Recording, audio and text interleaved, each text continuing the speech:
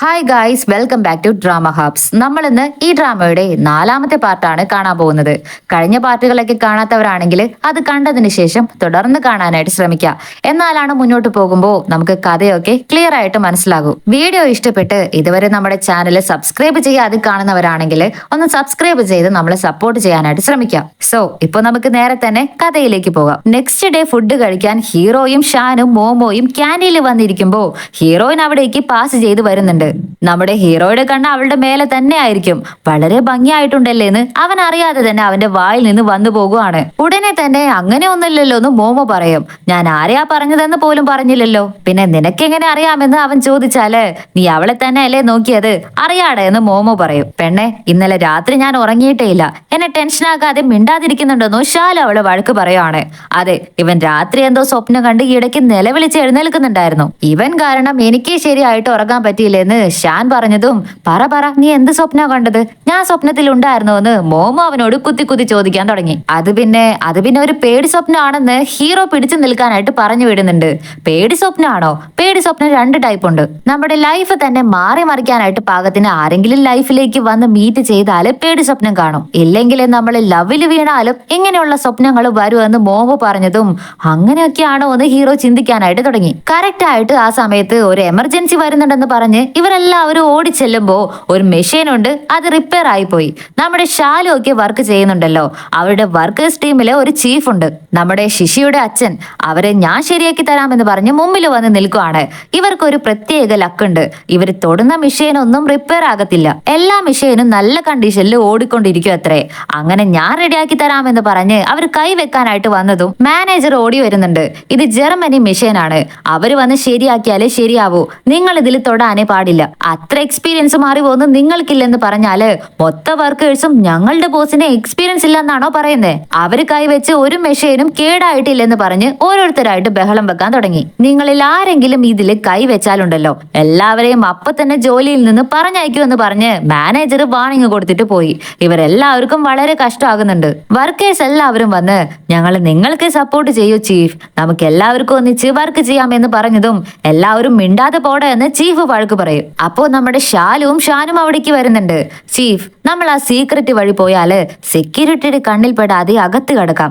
എന്റെ ഇത്രയും ദിവസത്തെ നിരീക്ഷണത്തില് ഞാനൊരു മാപ്പ് കൂടി റെഡിയാക്കി വെച്ചിട്ടുണ്ട്, ഇങ്ങനെയൊക്കെ വേണം പോകാനെന്ന് അവൻ മാപ്പ് കാണിച്ച് പറഞ്ഞു കൊടുത്തതും എന്തിനാടാ നീ മാപ്പ് ഒക്കെ റെഡിയാക്കി വരച്ചു വെച്ചിരിക്കുന്നേ, ഇത് ചെയ്യുമെന്ന് നിന്നോട് പറഞ്ഞോ, മര്യാദയ്ക്ക് നിന്റെ ജോലി നോക്കി പോടാ എന്ന് എല്ലാവരെയും ചീഫ് ഓടിച്ചു വിടും. എന്നാലും നമ്മുടെ ഹീറോ വെറുതെ ഇരിക്കില്ല.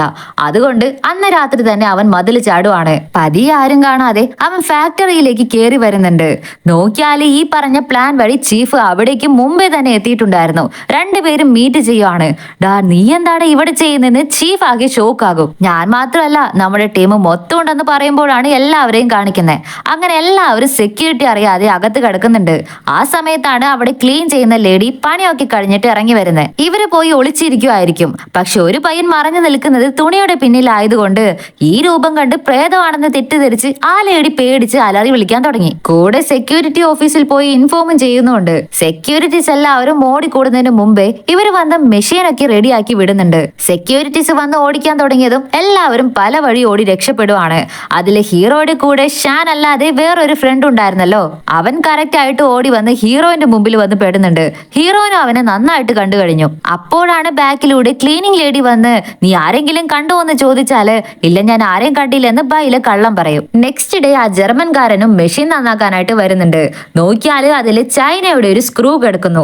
ഇതിലിടാൻ പാടില്ല, മെഷീൻ വർക്ക് ചെയ്താല് വലിയ പ്രശ്നമാകുമെന്ന് അവര് പറയും. ഇംഗ്ലീഷ് അറിയാവുന്ന ഒരേ ഒരാള് നമ്മുടെ ബൈലയാണ്. എല്ലാ കാര്യങ്ങളും ചോദിച്ചറിഞ്ഞ് അടുത്ത് നിൽക്കുന്ന മാനേജറോട് പറയുന്നുണ്ട്. എല്ലാം കഴിഞ്ഞ് ചീഫിനെ ബോസ് വിളിപ്പിക്കുവാണ്. ഈ സ്ക്രൂ എങ്ങനെ അതിൽ വന്നെന്ന് ചോദിച്ചാല് എന്താ സാർ, മെഷീൻ ഉള്ളത് തന്നെ ചൈനയിലാണ്, അപ്പോ ചൈനയുടെ ഒരു സ്ക്രൂ അതിലുണ്ടായാല് എന്താ പ്രശ്നം എന്ന് ചോദിച്ചാല് നിങ്ങൾ വന്ന് കുറച്ച് ഓവർ ആകുന്നുണ്ട്, ആ മെഷീനിന് എന്തെങ്കിലും സംഭവിച്ചാല് എത്ര ചിലവാണ് വരുന്നതെന്ന് നിങ്ങൾക്കറിയാലോ, ഇനി നിങ്ങൾ എവിടെ ജോലി ചെയ്താൽ ശരിയാവില്ലെന്ന് ബോസ് പറഞ്ഞതും ചീഫ് ആകെ വിഷമത്തിലാകുവാണ്. അപ്പോഴാണ് നമ്മുടെ ഷാലുവും ഗ്യാങ്ങും കയറി വരുന്നത്. മാപ്പ് വരച്ചു കൊടുത്ത് അകത്ത് കയറാൻ ഐഡിയ പറഞ്ഞു കൊടുത്തത് ഞാനാണ്, ശിക്ഷ തരുന്നെങ്കിൽ എനിക്ക് താ, ചീഫിന് കൊടുക്കാൻ പാടില്ലെന്ന് അവൻ പറയും. ഇതെല്ലാം ബൈല നിന്ന് കേൾക്കുന്നുണ്ട്. ഇവൻ ശരിക്കും നല്ലവനാണെന്ന് അവള് മനസ്സിൽ ചിന്തിക്കുവാണ്. ബൈല അവനെ പുറത്തേക്ക് വിളിച്ചു കൊണ്ടുപോയി ചോദിക്കും, നിനക്ക് ബോധമില്ലേ, പ്രശ്നം ഉണ്ടാക്കാൻ തന്നെയാണോ നീ നോക്കുന്നതെന്ന്. എന്ന്. എന്റെ ബോസ് ചെയ്തത് കറക്റ്റ് ആയ ജോലിയാണ്. ഇത് തന്നെയല്ലേ ആ ജർമ്മൻകാരനും വന്ന് ചെയ്തിട്ട് പോയത്. അല്ലെങ്കിലും ഇതൊക്കെ കുറച്ച് ഓവറാണ്. നമ്മുടെ ആളുകളെ ഒന്നിനും കൊള്ളൂലാത്തവരാക്കി കാണിക്കണം, അവരെ കഷ്ടപ്പെടുത്തി ക്യാഷ് ഉണ്ടാക്കണം.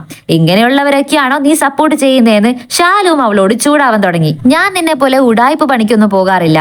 നിന്നെ പോലെ രാത്രി കള്ളന്മാരെ പോലെ കേറി വന്ന് പെണ്ണുങ്ങളെ പേടിപ്പിച്ച് അതൊക്കെ നീയല്ലേ ചെയ്തത്.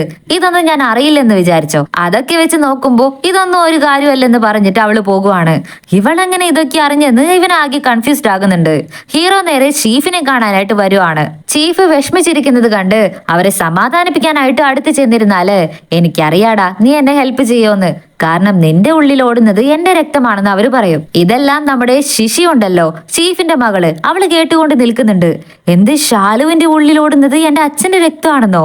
അപ്പോ ശാലു എന്റെ ബ്രദർ ആണോ എന്ന് പറഞ്ഞ് അവൾ ആകെ ഷോക്ക് ആകുന്നുണ്ട്. ശാലുവും അതിലും ഷോക്ക് ആകുന്നുണ്ട്. എന്താ നിങ്ങൾ പറയുന്നേ, ഒന്ന് തെളിച്ച് പറയാന്ന് അവൻ ചോദിക്കും. നിന്റെ അമ്മ നിന്നോടൊന്നും പറഞ്ഞിട്ടില്ല? ചെറിയ വയസ്സിൽ ഒരു തവണ നീ താഴെ വീണ് ബ്ലഡ് ലോസ് ആയപ്പോ ഞാനാണ് എന്റെ ബ്ലഡ് തന്ന് നിന്നെ രക്ഷിച്ചത്. നിന്റെ അമ്മ ഈ വിഷയങ്ങളൊന്നും പറഞ്ഞില്ലേ എന്ന് ചോദിക്കും. ശാലു ഇത് കേട്ട്, അങ്ങനെ തെളിച്ചു പറ, ഇങ്ങനെയൊക്കെ പറഞ്ഞാല് ആരായാലും തെറ്റിദ്ധരിച്ചു പോകുമെന്ന് പറഞ്ഞ് അവൻ ചിരിക്കാൻ തുടങ്ങി. എന്നാലും നീ എന്റെ മകനെ പോലെ തന്നെയാണെന്ന് ചീഫ് പറയും. അപ്പൊ അവരുടെ മകളുണ്ടല്ലോ ശിശി, അവള് പുറത്തേക്ക് ഇറങ്ങി വന്ന്, അതൊന്നും പറഞ്ഞാ പറ്റില്ല, ശാലു എന്റെ ചേട്ടനാകാനോ? എനിക്ക് ചേട്ടനും വേണ്ട, ഒന്നും വേണ്ട, അവൻ നിങ്ങളുടെ മകനാണെന്ന് മാത്രം പറഞ്ഞു കളയരുതെന്ന് പറഞ്ഞ് ഒച്ചയെടുത്തിട്ട് അവള് കേറിപ്പോയി. ഇവൾക്ക് എന്താടാ ഇപ്പോ പ്രശ്നം? അതൊക്കെ പോട്ടെ, 40 വർഷമായി ഞാൻ ആ ഫാക്ടറിയിൽ ജോലി ചെയ്യുന്നു, എന്നോട് ഇനി ജോലിക്ക് വരണ്ട എന്ന് പറഞ്ഞു കളഞ്ഞല്ലോ. എന്ത് ലോകമാണിതെന്ന് ചീഫ് വളരെ ഫീൽ ചെയ്യാൻ തുടങ്ങി. ഞാൻ നോക്കിക്കോളാം ചീഫ്, നിങ്ങൾ വിഷമിക്കരുതെന്ന് ഞാൻ പറഞ്ഞില്ലെന്ന് പറഞ്ഞ് ഹീറോ പിന്നെയും അവരെ സമാധാനിപ്പിക്കുന്നുണ്ട്. ശാലു വീട്ടിൽ വന്നിരുന്ന് നിറയെ ഐഡിയാസ് കിട്ടാൻ വേണ്ടിട്ട് മൂവീസ് ഒക്കെ ഇട്ട് കാണാനായിട്ട് തുടങ്ങി. ഇവിടെ റിപ്പയർ ചെയ്യാൻ വന്ന ജർമ്മനിക്കാരൻ തിരികെ പോകാനായിട്ട് നിൽക്കുവാണ്. ബൈല കണ്ണാടിയുടെ അടുത്ത് വന്ന്, ഇതാ നിങ്ങൾ ചോദിച്ചിരുന്നില്ലേ ഇംഗ്ലീഷ് CD, അതാ ഞാൻ നിങ്ങൾക്ക് വേണ്ടി എടുത്തുകൊണ്ട് വന്നതാണെന്ന് പറഞ്ഞു കൊടുത്തതും, ഞാൻ ചോദിച്ചുകൊണ്ട് മാത്രം നീ കൊണ്ടുവന്നതാണോ ബൈല എന്ന് അയാൾ കൊഞ്ചാനും തുടങ്ങി. ഉടനെ ബൈല, ആ ജർമ്മനിക്കാരന്റെ അഗ്രിമെന്റ് ഒന്ന് തരാമോ, എന്റെ ഇംഗ്ലീഷ് ഡെവലപ്പ് ചെയ്യാനും എനിക്ക് യൂസ് ആകും, അതുകൊണ്ടാണെന്ന് പറഞ്ഞ് ചോദിക്കുകയാണ്. അയ്യോ, അതങ്ങനെ പുറത്തേക്കൊന്നും കൊണ്ടുപോകരുത്, ഇവിടെ വെച്ച് തന്നെ വായിക്കാമെന്ന് പറഞ്ഞ് അവനും പറയും. ശരി, ഓക്കെ എന്ന് പറഞ്ഞ് ബൈലയും അത് വാങ്ങിക്കുന്നുണ്ട്. കണ്ണാടിക്ക് കോള് വന്ന് കുറച്ച് മാറിയ ടൈം നോക്കി ബൈല വായിക്കുന്നത് പോലെ അഭിനയിച്ചിട്ട് പെട്ടെന്ന് എഴുന്നേറ്റ് ഓടിക്കളയും. പുറത്ത് ഹീറോയുടെ രണ്ടാമത്തെ ഫ്രണ്ട് ഉണ്ടല്ലോ, അവൻ റെഡി ആയിട്ട് നിൽക്കുന്നുണ്ട്.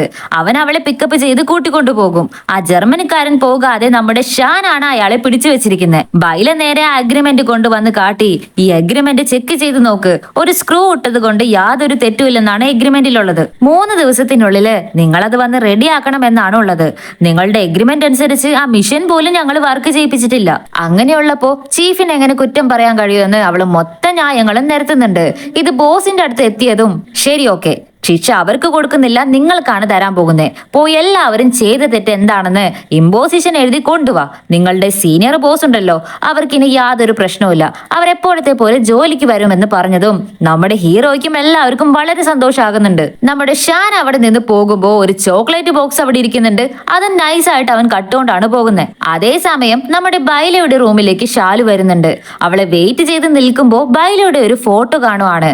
അതിൽ അവള് വളരെ ക്യൂട്ടായിട്ടാണ് അവന് തോന്നുന്നത്. ബൈലയുടെ കോട്ട് എടുത്ത് തോളിൽ വെച്ച് അവളുമായിട്ട് ഡാൻസ് കളിച്ചുകൊണ്ടിരിക്കുന്ന പോലെ അഭിനയിച്ച് നിൽക്കുമ്പോഴാണ് ബൈല വരുന്ന സൗണ്ട് കേൾക്കുന്നത്. സൗണ്ട് കേട്ടതും ഹീറോ ഓടിപ്പോയി ഒന്നും അറിയാത്തവനെ പോലെ കിടക്കുന്നുണ്ട്. അഭിനയൊന്നും വേണ്ട എനിക്കിടാ എന്ന് ബൈല പറയും. നീ വന്ന് വന്ന് കുറച്ച് ഓവറാണ്, പക്ഷെ ഇപ്പോ നീ ചെയ്തില്ലേ അത് വളരെ ശരിയായ കാര്യമാണെന്ന് പറഞ്ഞ് ഹീറോയിൻ അവനെ നോക്കി ചിരിക്കുന്നുണ്ട്.